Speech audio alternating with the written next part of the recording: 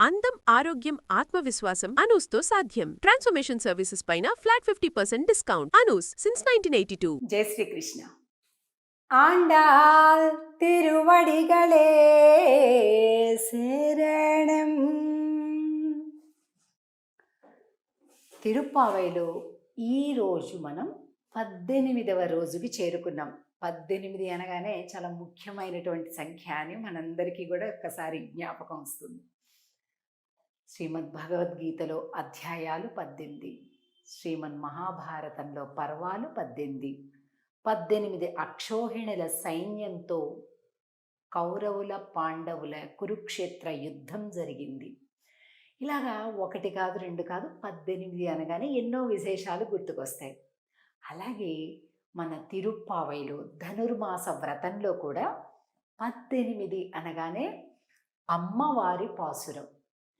అమ్మ దయ ఉంటే అన్నీ సులభంగా అయిపోతాయి కదండి. స్వామిమో భగవంతుడేమో మన పుణ్య పాప కర్మల యొక్క బ్యాలెన్స్ దాన్ని చూసి మనల్ని అనుగ్రహిస్తాడు. మరి అమ్మ అవి ఏమీ చూడదు, నా బిడ్డ అంతే అంటుంది. అందుకే మనమంతా అమ్మవారి పార్టీ కదా. తిరుప్పావై ప్రబంధాన్ని ఇచ్చిందే అమ్మ. అలాగే ఈ పాసురంలో ఈ ఆండాళ్ళ గోష్ఠి అందరూ కూడా కలిపి అయ్యయ్యో మనం స్వామిని ప్రార్థిస్తున్నాం, నందుడిని ప్రార్థిస్తున్నాం, బలరాముణ్ణి ప్రార్థిస్తున్నాం కాదు, అమ్మవారిని ప్రార్థించాలి అని ఒకసారిగా అర్థం చేసుకొని అమ్మవారి ఇంటి వైపు నడిచి అమ్మవారిని మేలు కొలుపుతారు ఈరోజు పాసురంలో. ఈరోజు పాసురం విశేష పాసురం అంటారు. ముఖ్యమైన పాసురం అంటే 2 సార్లు చదవాలన్నమాట మనం చదివేటప్పుడు. పాశ్రంలోకి అన్వయిద్దాం. ఉందు మదహళిత్తన్ ఓడాద తోళ్వలియన్ నందగోపాలన్ మరుమகளே நப்பின்னாய் கந்தம் கமழும் குழலி கடதிருவாய் வந்து எங்கும் கோழி அழைத்தனகான் மாதவி பந்தல் மேல் பல்கால் குயிலினங்கள் கோவினகான் பந்தார் விரலி உன் மைத்துனன் பேர் பாடா செந்தாமரை கையால் சீரார் வளையலிப்பா வந்து திரவாய் மகிழ்ந்து ఏలోరెంబావాయ్. ఈరోజు అమ్మవారిని ఎలా మేలుకొలుపుతున్నారంటే, అమ్మా ఇగో పక్షులన్నీ వచ్చేస్తున్నాయి, కిలకిల రావాల శబ్దాలు వినిపిస్తున్నాయి, అందుకే మేము వచ్చామమ్మా, మీకు తొందర ఎక్కువైపోయిందర్రా ఊరికి అంటుందేమో అని ముందుగానే చెప్పేస్తున్నారు. ఇంకా అమ్మవారిని ఎన్ని విశేషాలతోటి స్తుతిస్తున్నారు అంటే, ఉందు మదగళిత్తన్ ఓడాద తోళ్వలియన్ అంటే వెను తిరగనటువంటి, అంటే బాగా మదజలాలను స్రవించేటటువంటి ఏనుగులను కలిగి ఉన్నటువంటి, అలాగే పెద్ద గజబలము కలిగినటువంటి నందగోపాలుని కోడలా అంటున్నారు. చూడండి, ఎక్కడైనా కూడా పెద్దల యొక్క సంబంధం కలిగి ఉన్నటువంటి వారినే మనం ఎక్కువగా చూస్తున్నాం. మన పాత చరిత్రలలో కానీ పెద్దల ఆచరణలో కానీ అంతా మా పెద్దవాళ్ళదండి, అంతా మా పెద్దవాళ్ళదండి అని చెప్తుంటారు. అలాగా ఉందు మదగళిత్తన్ ఓడాద తోళ్వలియన్ బోలెడు మదజలాలను స్రవించేటటువంటి పెద్ద పెద్ద ఏనుగులన్నీ ఉన్నాయంట.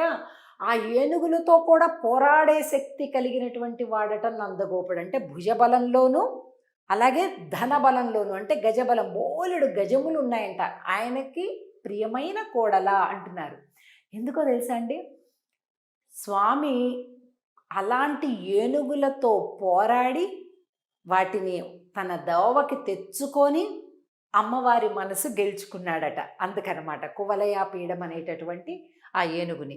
అందుకని అది జ్ఞాపకం చేస్తున్నారు. ఓడాద తోళ్వలియన్ నందగోపాలన్ మరుమగళే. చూసారా ఇక్కడ అమ్మవారు ఒక పక్కకి తిరిగి పడుకొని ఉన్నారు. ఇది కూడా వస్తుంది పాసురంలో. మామూలుగా ఇప్పటి వరకు మనం చూసినటువంటి గోపికలందరూ కూడా స్ట్రైట్గా పడుకొని ఉండడాన్ని మనం చూసాం. కానీ ఇక్కడ అలా లేదు చూడండి. ఇది ముఖ్యం మనకు పాసురంలో ఈరోజు. ఒక పక్కకి ఒత్తిగిల్లి పడుకొని ఉంది. ఈ చేతిలో బంతి ఉంది చూసారా.